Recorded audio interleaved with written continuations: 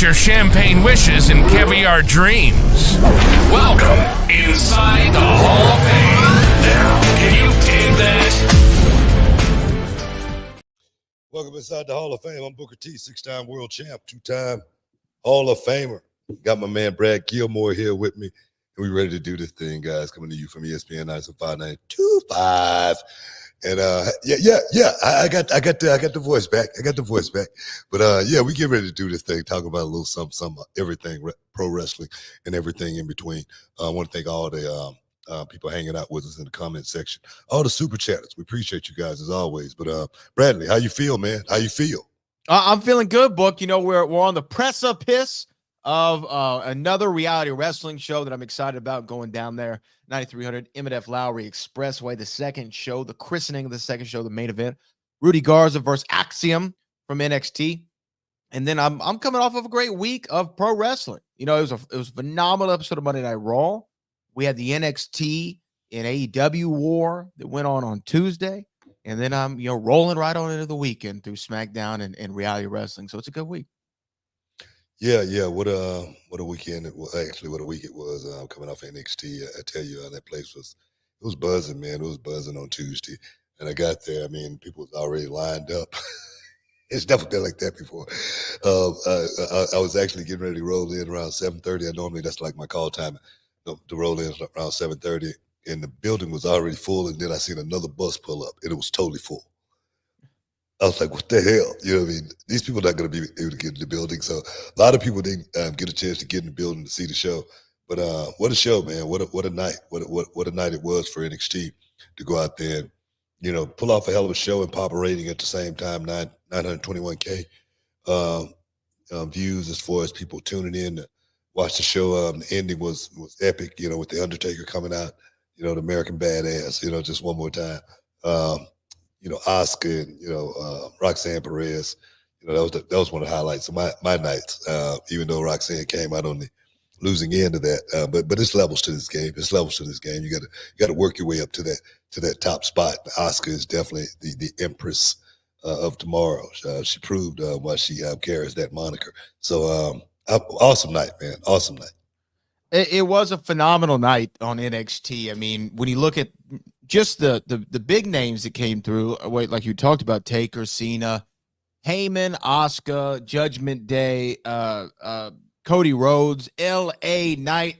Yeah, they were all in the building that night. And, look, and AEW had a good show too. You had Edge and Luchasaurus there doing battle in the main event. You had Christian Cage all over the show, which is always fun to see him in this new role and talking smack about Beth Phoenix. So it was a fun night, but I will tell you that NXT show, it felt like you couldn't miss it. And I think that's the reason more than anything that NXT won in the war of Tuesday night was because it felt like a can't miss. It actually gave me the feels of an old, 90s era Monday Night Raw of I had to tune in and I had to see it live because I don't know what exactly is going to happen. And I need to see it because I don't want somebody to spoil it for me. Yeah. And I think that's why NXT more than anything won that ratings roar. A lot of cameos too. You know what I mean? That's old school, the cameos. Guys didn't actually have to do anything, but just, the faces just appearing on the show was actually cool. Jay Cargill, Solo Sikoa. Jay. Yeah. And so it definitely had a good feel to it. NXT Mania like feel. That's what people was talking about. Seriously, that's what people was talking about. NXT Mania with all the players showing up, which was really, really cool. I like the LA Knight playing the referee role. He went out there.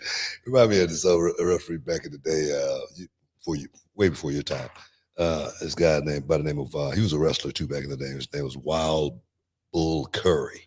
I know who Wild Bull Curry is. Okay, he had the unibrow. I remember Wild Bull Curry from the old videos. Way back in the day, man. And I swear, man, he turned into a referee later on in his career.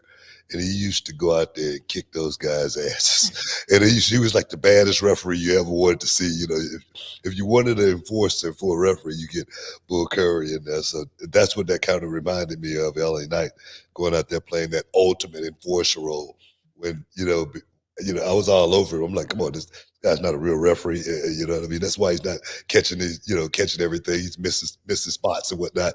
And then he turned around and just, blow the roof off the place. So it was actually a really, really cool spot and a really, really cool moment for LA Knight. LA Knight, yeah. Wild Bull Curry. You know what? That actually reminds me, and I know we're gonna dive deep into stuff on NXT AEW, the ratings breakdown, the big win for NXT. Some of the other stuff that's been going on social, I'm sure someone's going to want to ask a question about. But I wanted to ask you, did you see the trailer for the Iron Claw? No, I didn't. Oh, man, does it look so awesome. Everybody in there is yoked. They're all jacked. I'm like, man, the Von Erichs look great in this movie, Zac Efron plays Kevin Von Erich, and this film looks so good. And I can't wait to see it. I figured you might have seen the trailer. No, I mean, I saw like the poster. Yeah. But I didn't see the trailer. But it's a story to tell as far as the Von Erichs, man. They got a hell of a story, hell of a backdrop.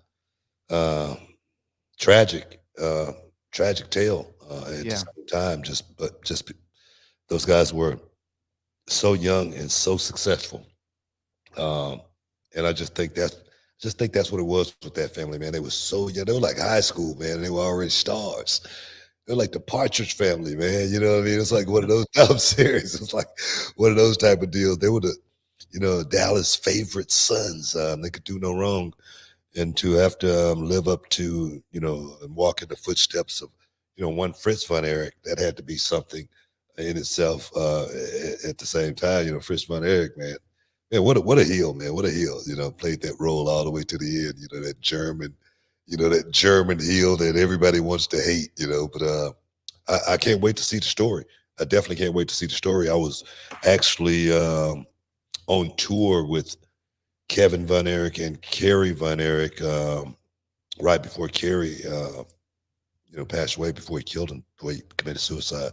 We were in the Virgin Islands, and what a trip, man! What a trip, and what a memory. More than anything, I didn't get paid for that trip. I remember. No, I'm serious. That's why you remember it so vividly. No, I didn't get paid for that trip. Well, actually, I got paid half of the money for that trip, and I was supposed to get paid the second half. That didn't happen. But that was one of the best trips I ever took in my life, being in the Virgin Islands, man. I mean, it was so awesome. Sleeping on the beach every night in the bungalow, going to the greenhouse, which was a club, right in the middle of the city. Oh, man, I didn't even care about the wrestling. The wrestling was secondary to that vacation that I took in the Virgin Islands. So definitely a trip to remember. Jeep Swenson was the promoter on that tour, God rest his soul. But when I see Jeep one day, I'm still going to be looking for that grand that he owed me. It's interesting you toured with him, because the thing that I never knew for the longest time about Kerry Von Erich, who wrestled in WWF a little bit. He was the modern day Warrior, NWA champion, the Yellow Rose of Texas, right? But I never knew that for the longest that he only had one foot, and he would wrestle with like a prosthetic foot in his boot. Yeah, and he got away with it without anybody knowing it, because he was just that talented. He had his demons, Sure. but as far as talent goes, and Kerry Von Erich, man, he was a hell of a talent, and to be able to go out there and pull that off as the Texas Tornado with one foot in the WWE, it was a hell of a feat. Man, I mean, it's impressive. What, he lost it in a motorcycle accident? Motorcycle accident, yeah. Can you imagine? Because like that's your whole base, your whole balance is in your foot. I can't imagine how he was able to finagle that and maneuver throughout the ring with nobody knowing. I mean, he worked me for sure. I had no idea for the longest time. Yeah. Not just that.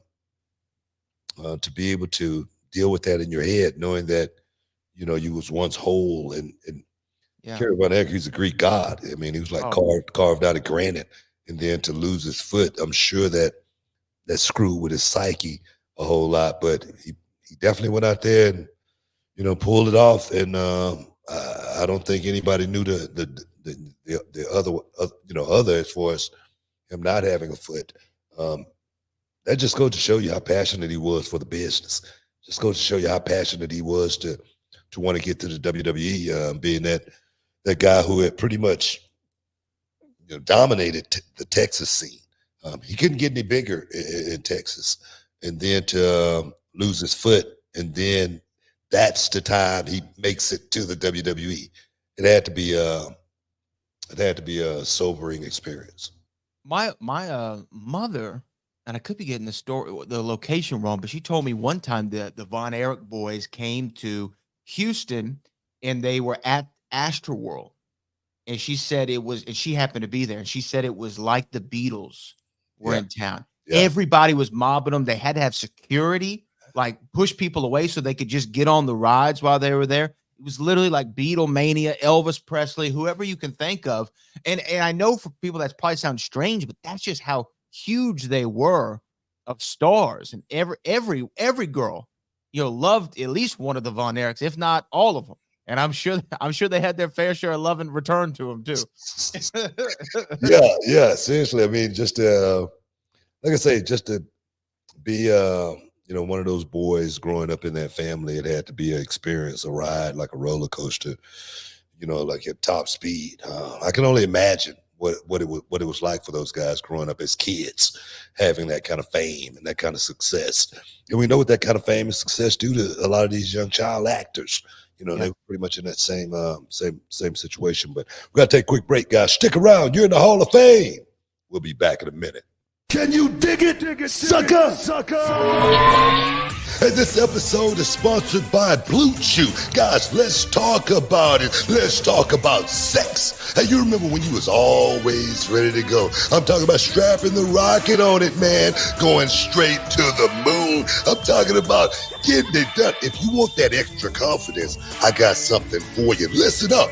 BlueChew.com. Blue Chew is a unique online service that delivers the same active ingredients as Viagra, Cialis, Levitra, but in a chewable tablet at the fraction of the cost. But the great thing, Book, is you can take it any time, day or night, so you can plan ahead or be ready whenever an opportunity arises. The process is simple. You sign up at BlueChew.com, consult with one of their licensed medical providers, and once you're approved, you'll receive your prescription within days. The best part, guys, it's all done online on the internet. So there's no doctor's visit, no awkward conversations, no waiting in line at a pharmacy or any of that. And the thing is, Book, Blue Chew's tablets, they're made right here in the USA and prepared and shipped direct to your door in a discreet package, so no one is the wiser. Let's just get it out there, guys. Blue Chew wants to help you have better sex. Discover your options at BlueChew.com. It's like this. Chew it and do it. And we've got a special deal for our listeners. Try Blue Chew absolutely free when you use promo code Booker at your checkout. Just pay $5 for shipping, man. That's BlueChew.com. Use promo code Booker to receive your first month absolutely free. Visit BlueChew.com for more details and important safety information. And, we want to thank Blue Chew for sponsoring the Hall of Fame podcast. Chew it and do it. Welcome back inside the Hall of Fame, guys. Yeah, man. Yeah, it went down this weekend. Actually, just a couple of days ago. I'm tripping. I'm thinking about the weekend. NXT versus AEW. And I must say, NXT went out there and did the damn thing, man. They went out there and did the damn thing. 921K views. NXT, actually, AEW did 609K. And that's a vast difference, man. That's a huge difference. 300,000 people. And people can say what they want to say. The one person I've always tried to stay off of, is I try not to dig at Tony Khan or anything like that, just because he's a guy trying to run a business. But at the same time, I got to take a dig at this last comment that he made about the NXT rating. He said that this was the first time that John Cena and the Undertaker appeared in front of appeared in front of less than 1 million people for WWE. And the thing is, he's got Edge, he's got Christian over there, he's got all those guys, and they've never performed in front of 600,000. So it's like when you say stuff like that, you might want to think about it before you say stuff like that. You know what I mean? Because Edge was in the main event. Edge was in the main event of that show, and they pulled 609. And the thing is, I'm sure Tony Khan thought that there was going to be a bigger number. I'm sure. I can't be positive on this, but I would imagine that Tony Khan would have imagined that AEW Dynamite probably would have got a bigger number. And the thing is, I'm sure Tony Khan would have been gloating, basking in it, as far as, you know, if they would have actually, if the numbers would have been flipped. Just say, for instance. Yeah. I'm sure Tony Khan would be, it would be a party, it'd be a celebration if they would have actually won. So it's just like, I don't know what Tony Khan's motive operandi is. I don't know what his fixation is on WWE. And I've said this once, I've said it 1,000 times. Tony Khan got a hell of a product. He's got a hell of a thing going. But I really think, just like WCW, they focused on WWE, everything that they were doing.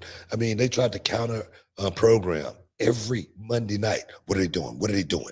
And I really think WCW thought themselves right out of the war, because they were thinking about winning and beating WWE when they had a hell of a product already. WCW had a hell of a product. They had a hell of a blueprint. Yep. But when Eric Bischoff went out and, you know, started signing every guy that was out there, I thought that was a bad blueprint. Guys were on the roster, just like in AEW, that we didn't even know was on the roster. I just saw a couple of guys just got let go from AEW. I didn't even know who they were. Oh, I didn't see that. Yeah. It just let a couple of guys go. Maybe the contracts ran out or something, and they went on and let them go. But I didn't even know those guys, and it's a lot of guys on the roster that's just on the roster. I remember this one kid left NXT, Hathaway. Remember him? He was a manager. Yeah, Stokely Hathaway. Stokely Hathaway. Mm-hmm. He's still in AEW. When the last time you seen Stokely Hathaway?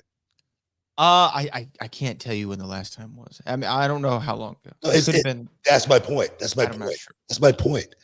I really think if that dude focused on what he got, he would be in his own mind space. I think he would be in such a better place than to be thinking about WWE and waking up in the morning and sending out a tweet or thinking about the show and sending that right there has to be nerve-wracking. I'm just saying.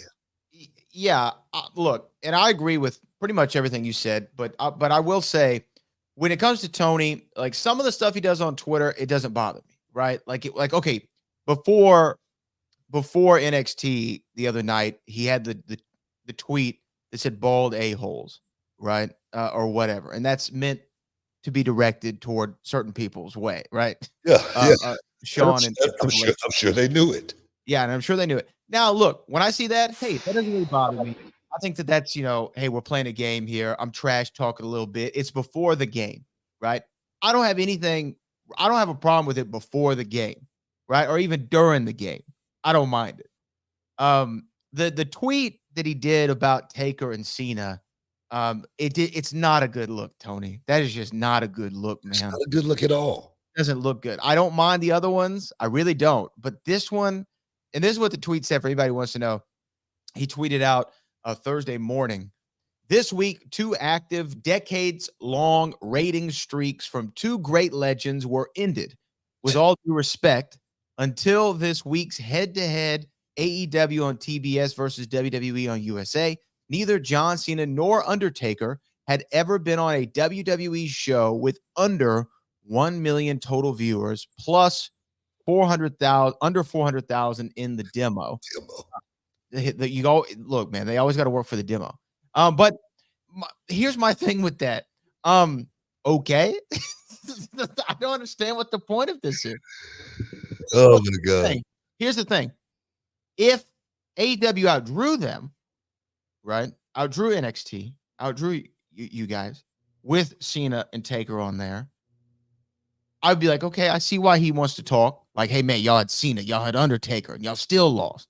Okay, I can see why you'd puff your chest about that.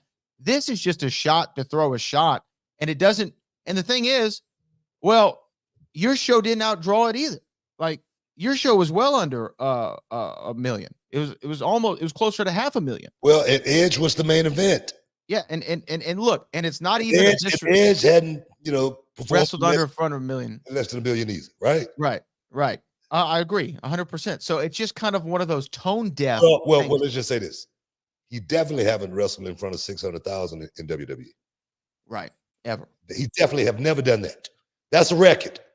That's a record.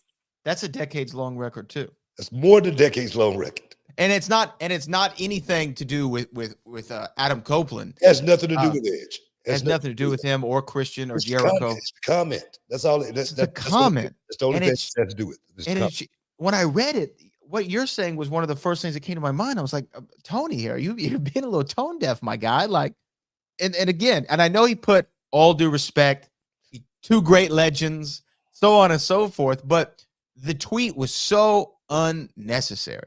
It was so unnecessary. And all that makes people do is go, oh man, this Tony Khan guy, man. What is Mark? That's what they say. Right. And that's not you saying that, it's not me saying that, but that's what people are going to read into that. This is supposed to be the boss, but he's acting this way. Yes. And we've mentioned this before. The only criticism I can really have of Tony Khan is sometimes the way he conducts himself on social. Again, I don't mind the trash talk before. I kind of like it, to be honest with you. Especially if you're really believing in your product, right? And you want to trash talk a little bit. I don't mind that as much. Man, you know what? I just don't see the big picture. I don't mind trash talk. Right, I don't either. I don't mind the boys trash talking. Mm-hmm. When the boss is doing it, so don't you think don't that feel a little childish to you? I mean, you can see it as childish. I mean, can you imagine if Dana White was going back and forth with Scott Coker? Well, yeah, that wouldn't happen because it's the other way around, right? Like typically the number one dog doesn't do it the other way. You know, like you remember, like when WCW was on top, Bischoff would take shots at Vince all the time.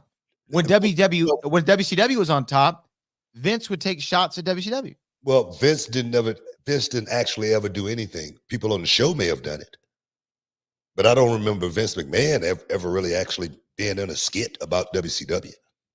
Maybe not a skit. I know he said something about WCW on TV. Maybe in an interview, but not on television. Never. I don't remember. I feel like he has. I just don't. I could be wrong. I mean, I could be wrong. I just don't remember that happening. I just remember Vince McMahon being above that and letting people do that for him. I remember, the skits done about, your man. Exactly. I remember all of that stuff. You know what I mean? The Hogan stuff. I remember Billionaire that. Ted. Yeah, I remember all that stuff. But I feel like Vince may have said Vince something. McMahon was not in any of those skits. And the thing is, me personally, there again, I don't mind when the boys are doing it. Let me say this. It's not that I don't mind. I just don't see a place for it, really. I just don't see a place for giving the other company free advertisement on a regular basis, especially a company that's beating you on a regular basis, and then just beat you with the C show, just beat your A show. Mm-hmm. That right there seemed like, for me is I'm gonna concentrate on what I got, just like me having an independent wrestling company. You're not gonna hear me talk about any of the other independent wrestling companies out there, just because I'm not gonna give them any free press. If I could steal some of their guys that's good enough to work on my show, I'll do that. But I'm not gonna, advertise, hey, I want to get this guy, get that guy. I'm not gonna do that, just because it's a business, and it seemed like the boss would be above the fray of going down in the gutter and doing that kind of like this internet stuff. It just doesn't seem like a boss to me. And I've said this before about Tony Khan, as far as him being a boss, him being a leader. That's what that company I think needs more than anything. And I've said that before, leadership.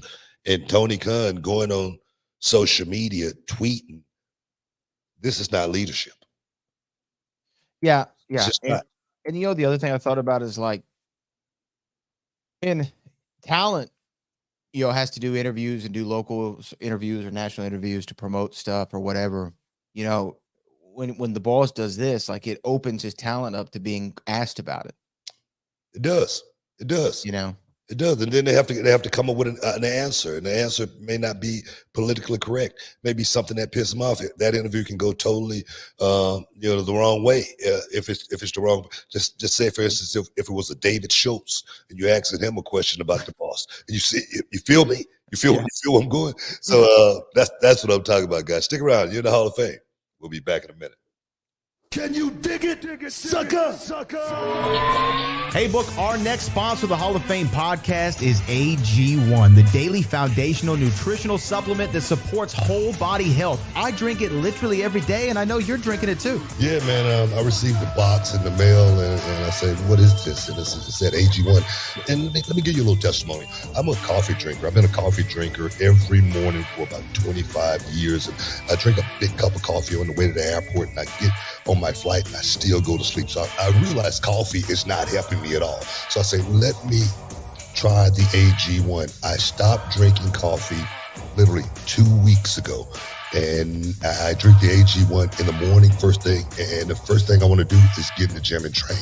The body transformation has been unbelievable. The energy I have going into my daily routine has been off the chain. So I'm a believer. I'm a believer in AG1. And Book, for me, I was sick of taking multivitamins every day, and I wanted something that was an all-in-one. And with AG1, it's just a scoop in my water every morning. I mix it up, and it's a foundational nutritional supplement that delivers comprehensive nutrients to the whole body. And for me, the benefits of AG1, I can tell you I have more energy, I have better digestion, better gut health, I have more support for mental clarity and focus. I'm locked in for the whole day since I've been drinking AG1. And they say LeBron James spent $1.5 million a year on his body. You don't have to do that, guys. If a comprehensive solution is what you need from your supplement routine, then try AG1 and get a free 1-year supply of vitamin D and 5 AG1 Travel Packs with your first purchase. Guys, go to drinkag1.com/Booker. That's drinkag1.com/Booker. Check it out. Boom! Welcome back inside the Hall of Fame, guys. Just talking a little AEW, WWE. The war is on, y'all. I told you. Look here, I said it was a war quite some time ago. My friend and colleague Mark Henry said we wasn't in a war, and you know what? We're gonna have Mark Henry here inside the Hall of Fame for you guys, so we can talk about that war and what's going down. Oh, yes. Can't wait, man.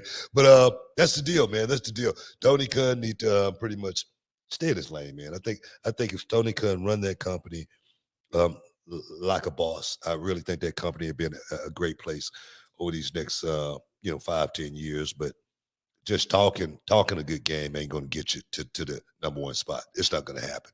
You're going to have to work your way to that spot. And the thing is, you're going to have to work your way to that spot with some talent, some storylines, and then creating a fan base that's going to be a part of that thing at the same time. So that's just my opinion on that.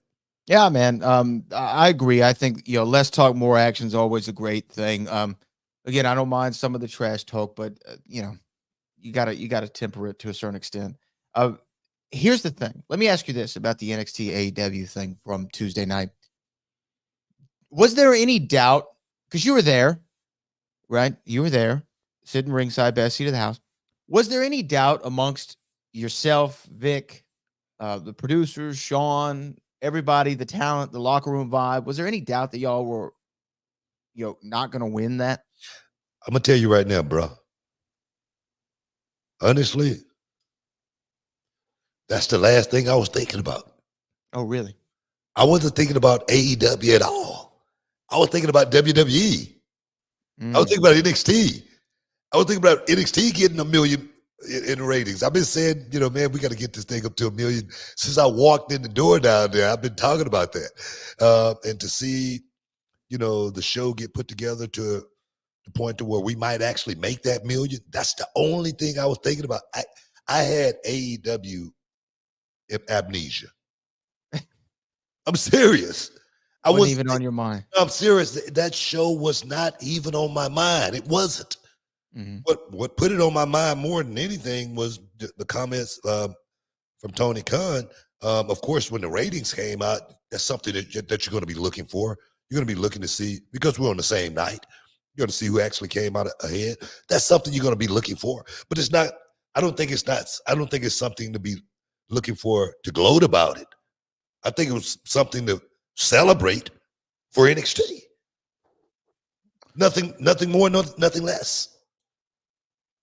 Right. Because I mean, I guess if you remember back when it was, I don't know, maybe a little over a year ago, before you had started, because when you started, it was on Tuesdays. When they had the Wednesday night war, right, with NXT and WWE, NXT was, or excuse me, AEW. AEW was winning that. And Weekly. weekly, there was maybe a week here, a week there. Now, if you look at the week to week ratings of NXT and Dynamite now being on different days, it's very close most weeks. Like week prior, the NXT number was higher than the AEW number. Yeah. Last week. Yeah. And this week, carrying into this week. So in my head, there was no doubt that WWE was going to win. Now, the only thing I'll be honest about, I am a little surprised that it didn't get over 1 million. I'm surprised as well.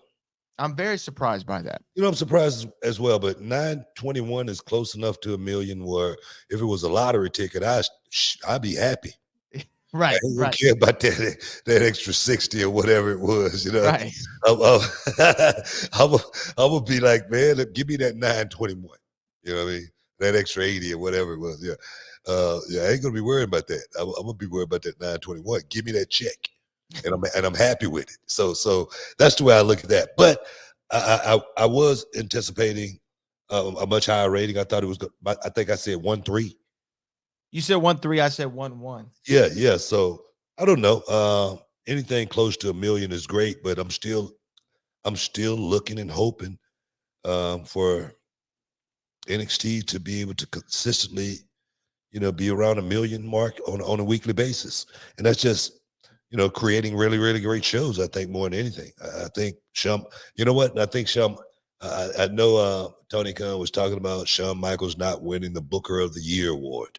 And me personally, I'm hoping and praying that that's the last thing that Shawn Michaels will be thinking about was the Booker of the Year award.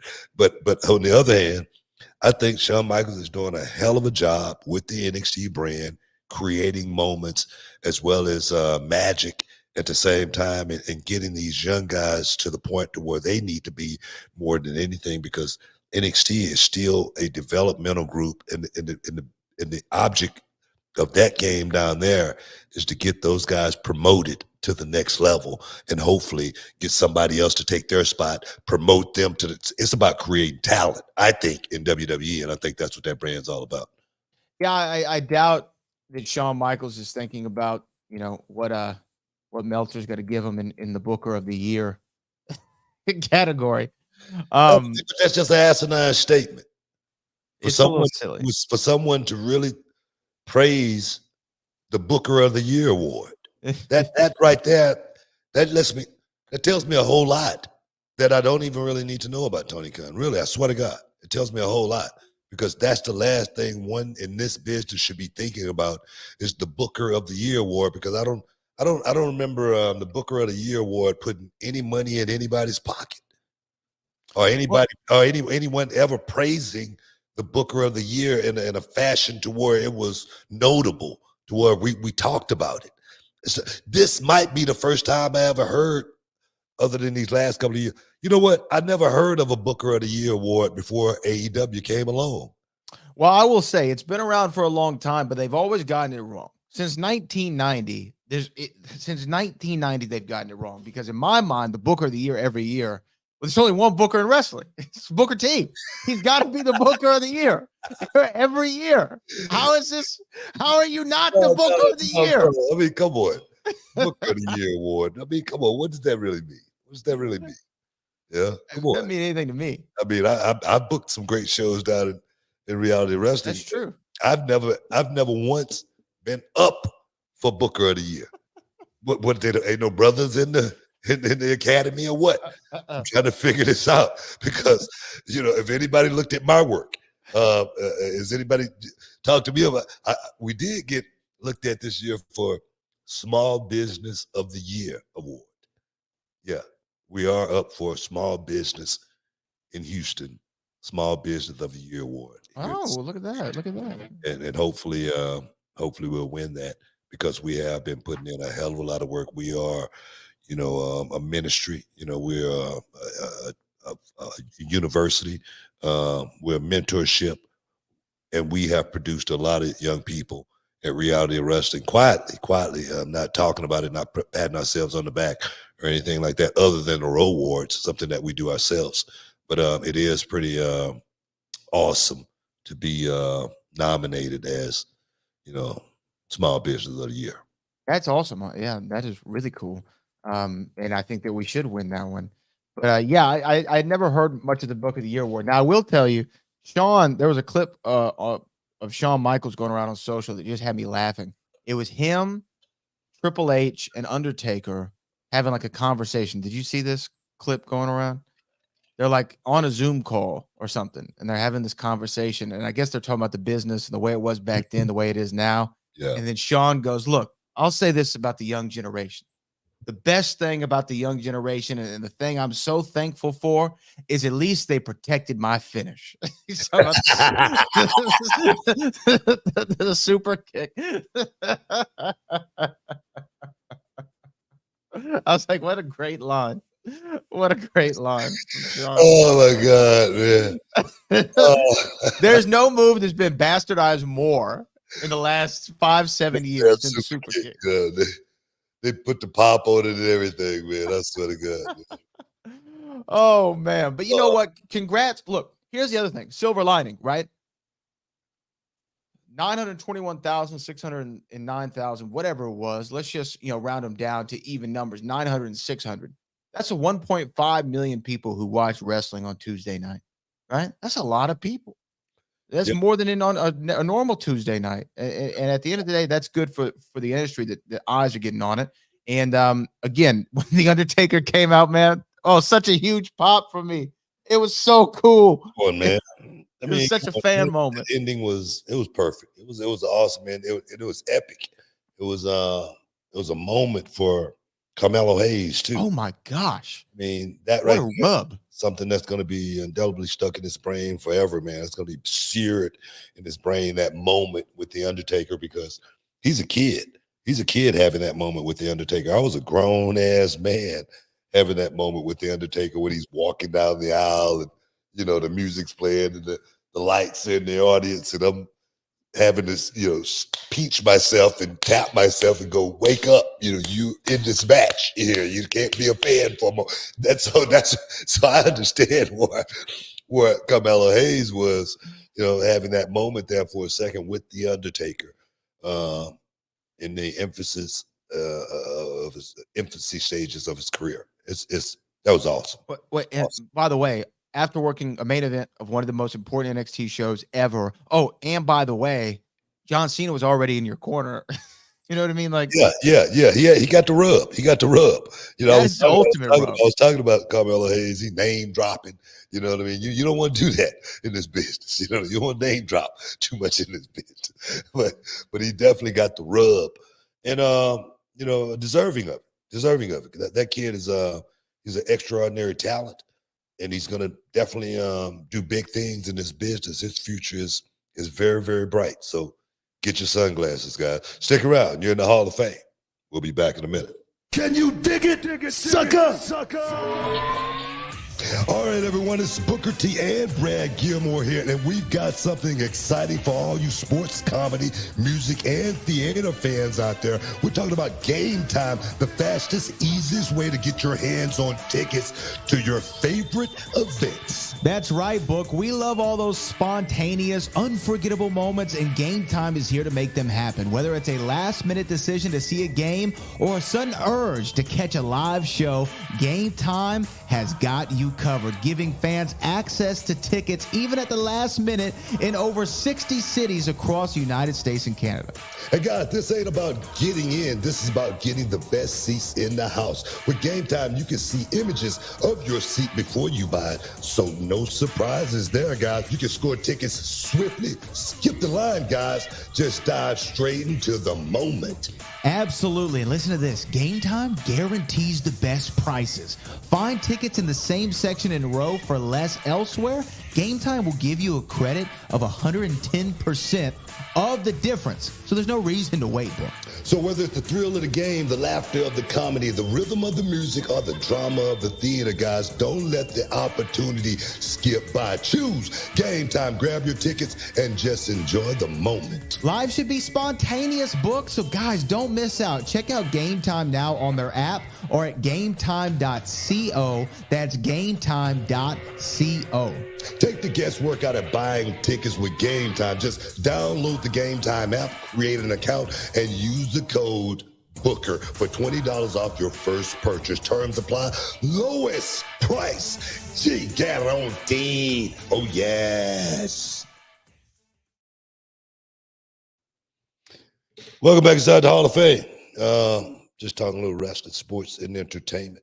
Let's move on, man. Let's move on and talk about a little something that we was just talking about just a few days ago, and that was CM Punk. I was looking in the, I was reading the internet, and seemed like after we talked about CM Punk last time, boom, everything, the levees broke. The levees broke.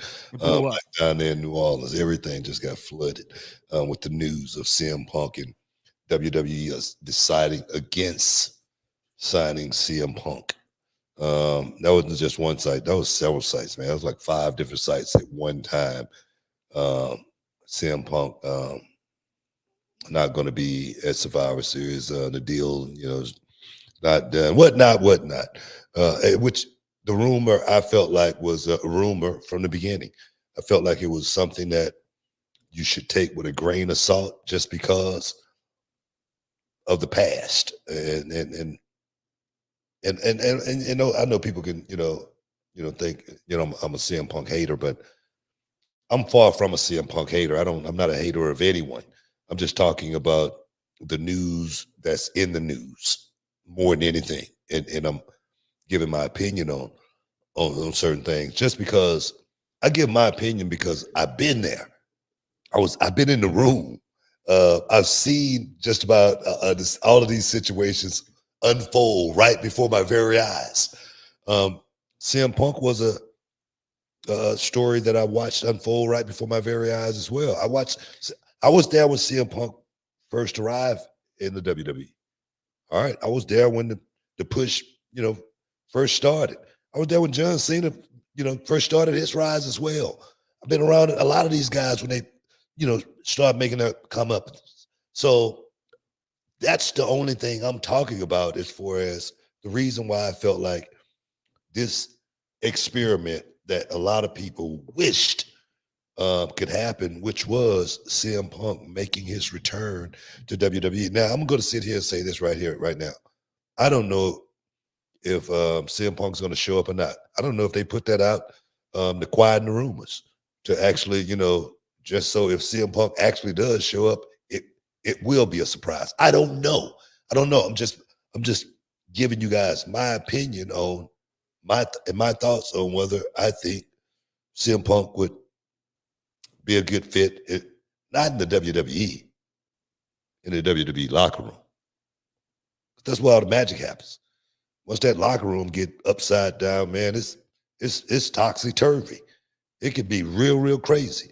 So that's what I was talking about as far as CM Punk. Are those guys in the locker room going to be willing to accept CM Punk back just because of the baggage and the way everything broke down the first time. That's all. That's all. And right now, it seemed like I was right. We'll find out, in the future whether he does make a comeback. But right now, it seems like I was right again. Well, I will say this. I think you're definitely right. I don't see CM Punk coming back, and I think that's the report is that this is the report that he wanted to come back and was told your services aren't needed at the moment, to put it kindly. Well, they're not going to be needed when he's 50 or 55. They're not needed. The services aren't needed now, which, might be the writing on the wall. Say, hey, but the service is not needed. You know what I mean? Yeah. Period. Yeah, I don't see him joining. And like you, I'm no hater of CM Punk, but it's just not gonna happen. I'm gonna go out on a limb right now, and look, I could be wrong. It's fine, but I'm gonna say CM Punk never is gonna be in a WWE ring wrestling again.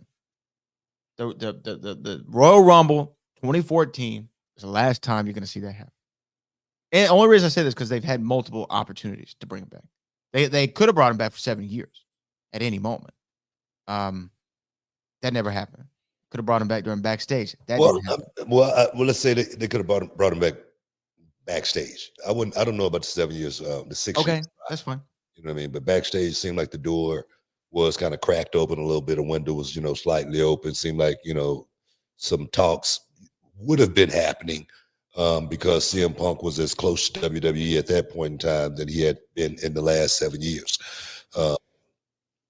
I do know there again, I was listening to Disco Inferno talk on his show, Keeping It 100 with Cody, and he was talking about this situation with CM Punk when he was at Fox. And I tell you, man, those guys were so accurate as far as the stuff that they were talking about and the language that they were using. I was like, wow, they must have got an inside scoop from somebody, you know what I mean? Because Fox really did adore CM Punk.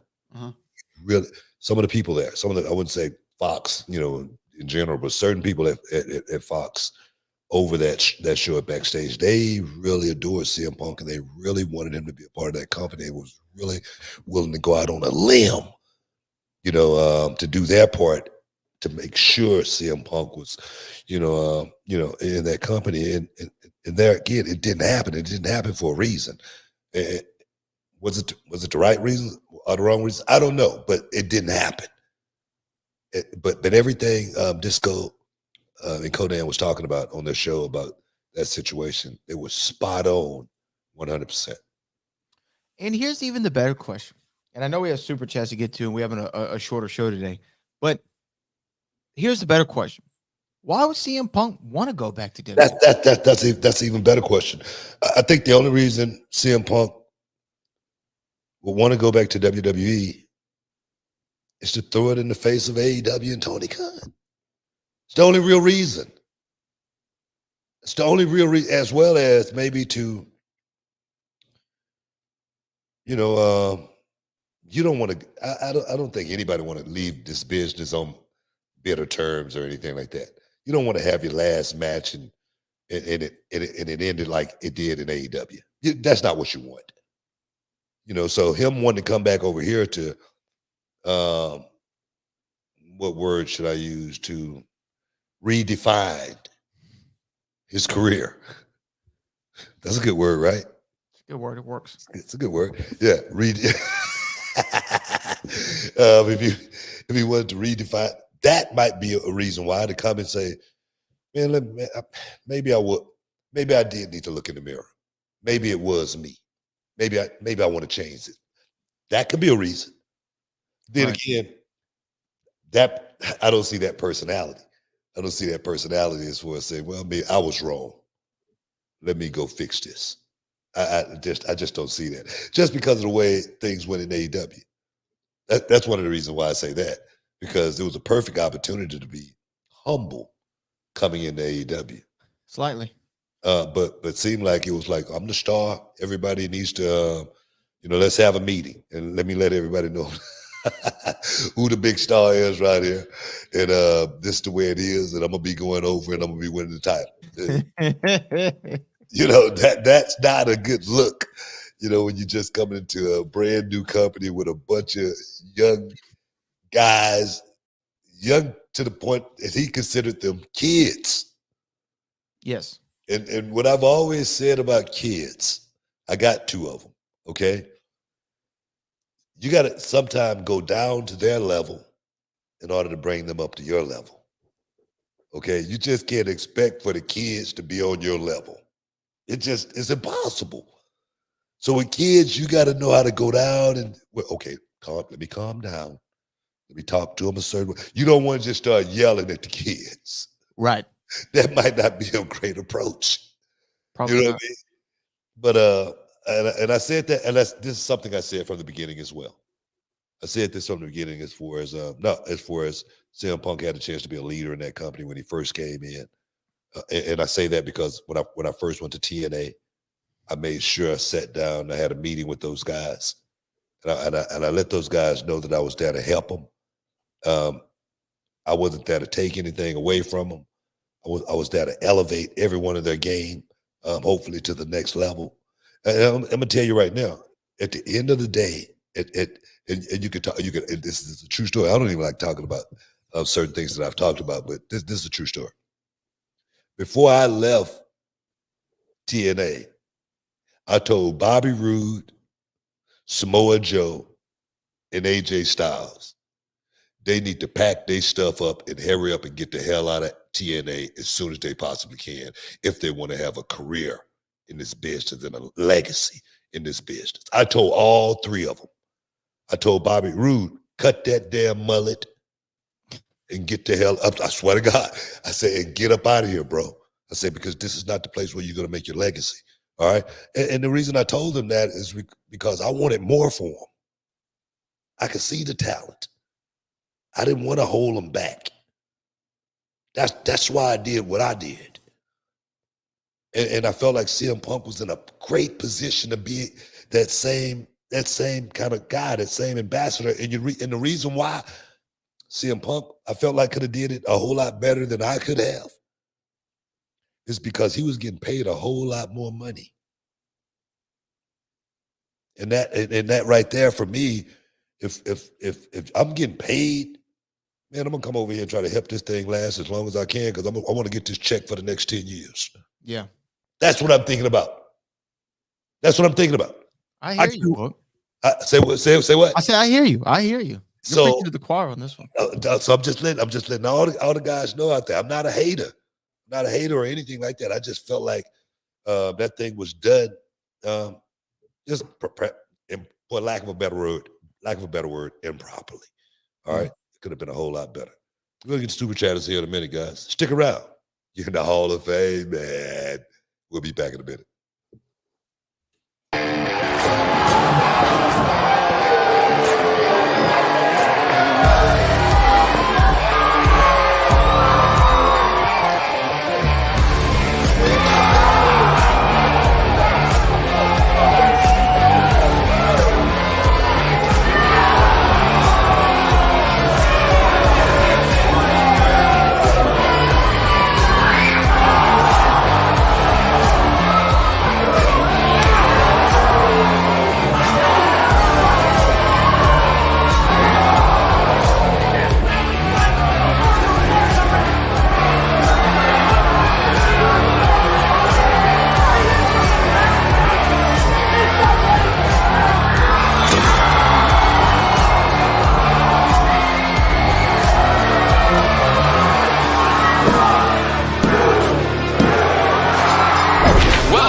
Inside the Hall of Fame. Now, can you dig that?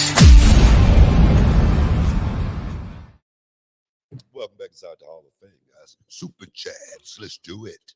Yeah, let's get to our super chats right now. The first one comes from DJ1491. Book, what's going on with Tony? Not a good look. Not a good look. Not a great look at all. And and the thing is, I'm not going to sit here and bash Tony Khan. I'm not going to sit and hate on him or anything like that.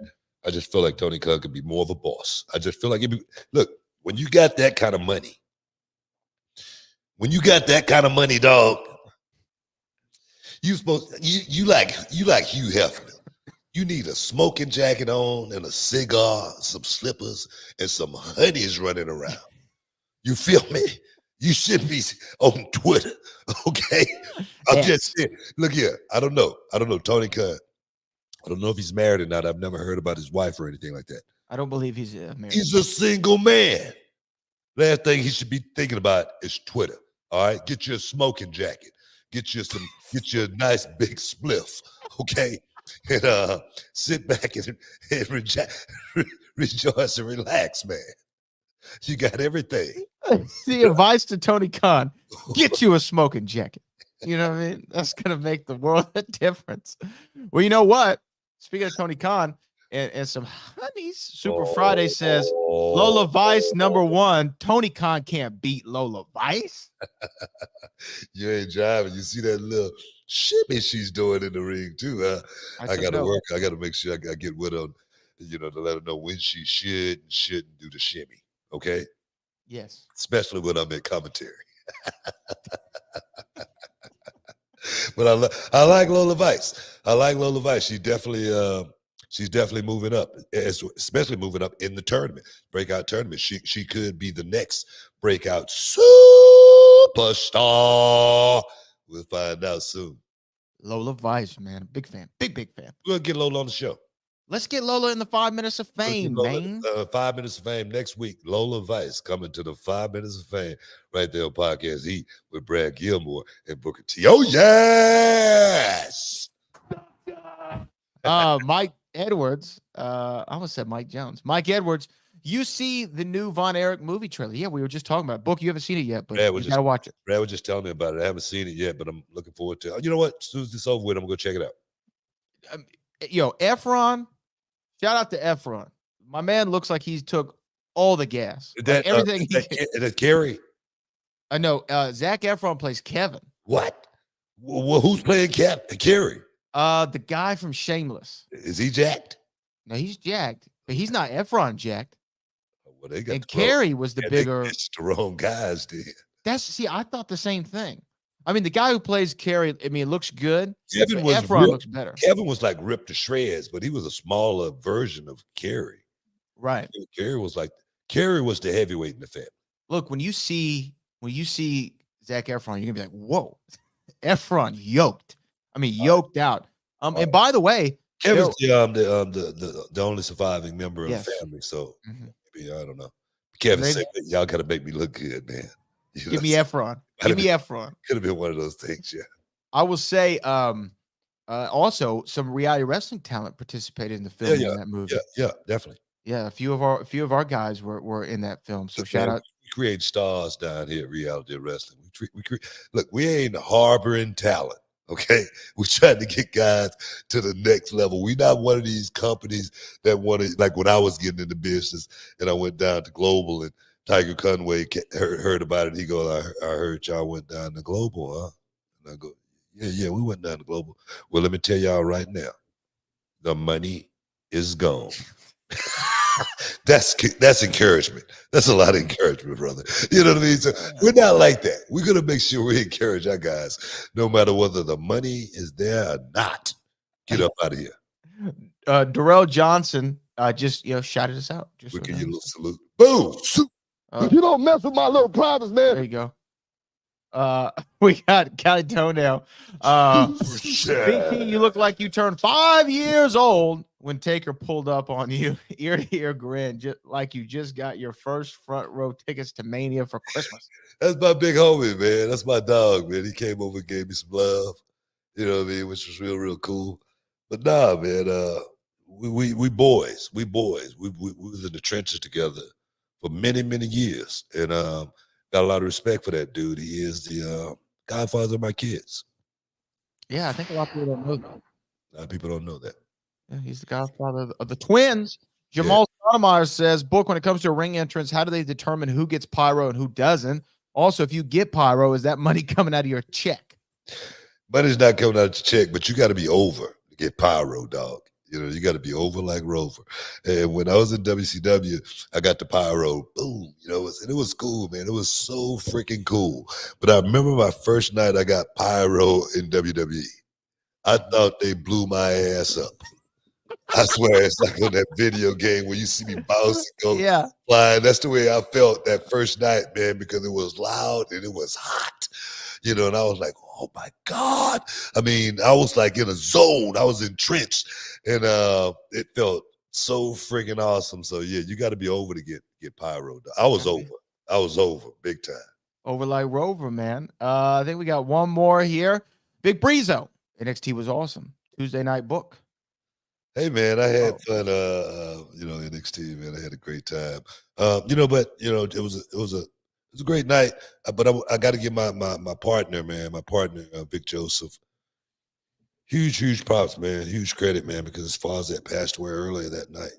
Yeah, and he powered through the show just because he knew his dad would, you know, wanted him to get out there and get the work done. That's what he watched his dad do his whole life. You know what I mean?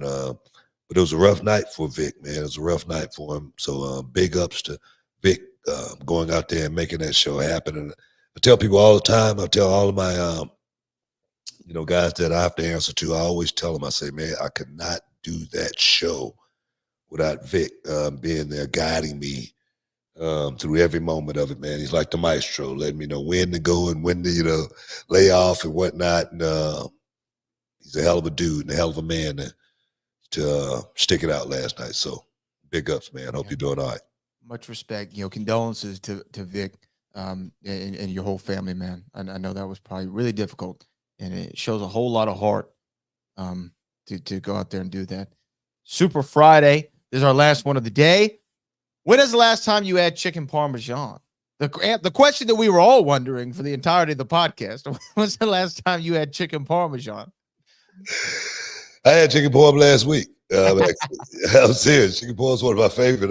And I always go to Fridays and you know, get me a little something after the show. We know you normally order it during the show. Well, I just did that once. All right, I just did that once. I learned my lesson. Let's just say that. I learned my lesson.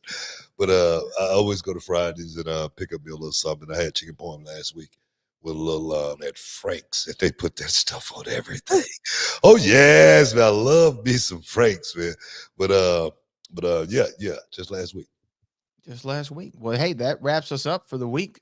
BT, speaking of that, them Astros advanced to the 7th ALCS. So our ESPN 975, 925 listeners, we're gonna have a abbreviated schedule next week. We'll put it out on social and let you know exactly when you can hear the Hall of Fame. But them boys are gonna go out there and try to get another chip for the city, and we're gonna be fully supporting. Saw them boys, man. Champagne wishes, caviar dreams. They was happy, dog.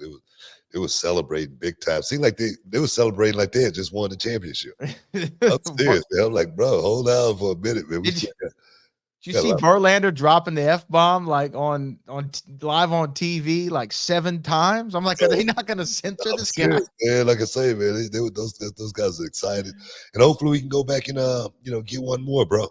You know, the Astros been representing for this city, you know, in a major way. You know, the Rockets, they bailed on us over these last few years. You know, Texans, you know, they seem to have a little bit of momentum now, you know, but they haven't done anything in quite some time. But the Astros, man, those Astros, they have definitely been keeping us. Dynamo, they ain't been doing nothing. You know, nobody's doing nothing but them Astros. And the thing is with the Astros, man, they seem to have that team seemed to have changed so many times, but it still seemed like it just stayed the same. You know, and the thing is, I was down on Dusty Baker when he came here, man. You remember? I was like, man, look, man, we need a young coach. You know what I mean? We need to do this. We need to do that. And ever since Dusty Baker got here, man, we've been winning. All we've been doing is winning. Jobs. So I want to give that old dude his props, man, because he obviously knows something my ass don't know. So I got to give Dusty Baker big props for making that team not just a championship team, but a dynasty-like team. The Astros are like a dynasty now, man. They are. They're becoming like the Yankees, bro. So I'm giving the Astros big props, but I do not think I would be able to do it without giving big props to Dusty Baker first and foremost for making that happen. Yeah, man. 7 ALCS appearances in a row, the most in American League history, second most in all-time baseball history, right behind the Atlanta Braves that had 8. We're doing something incredible that they're going to talk about for decades to come. Hey guys, tickets still available for a show going down on this weekend, Saturday Reality Wrestling going down 9300 Emmett F. Lowry Expressway. The main event, Rudy Garza, the former Reality Wrestling television champion, will be taking on Axiom, NXT superstar in the main event. Guys, come on down. 7 o'clock bell time. Don't miss out. Don't get shut out because it's going to be on like a steaming pot of neck bones. Cooking, man. I'm talking about for about 3 days with the meat just hanging all off the bone. So if you're anywhere in the surrounding area, 9300 Emmett Lowry Expressway, come on down and get your feel of reality of wrestling, live TV taping as well, guys. So come on and see yourself on television. But Bradley, as always, we appreciate you. All you chatters, man. We appreciate you guys, super chatters. We love you. But like always, peace. We out.